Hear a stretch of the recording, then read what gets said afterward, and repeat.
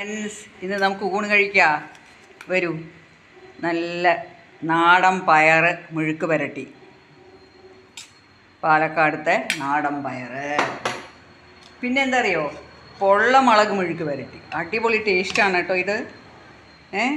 ഉള്ളി, കുറച്ച് പുളിയോ തക്കാളിയൊക്കെ ഇട്ടിട്ട് ഉണ്ടാക്കുക. അടിപൊളി ടേസ്റ്റാണ്. പൊള്ളമുളക് ഉപ്പേരി. പിന്നെ വിളമ്പാൻ പോണത് ചോറ്.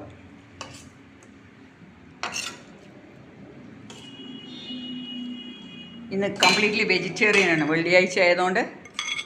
പിന്നെ സാമ്പാർ, വെണ്ടയ്ക്ക, ചെറിയ ഉള്ളി, ചേമ്പ് കിഴങ്ങ് ഒക്കെ ഇട്ടിട്ട് സാമ്പാർ. പിന്നെ കുക്കുംബർ സാലഡ്.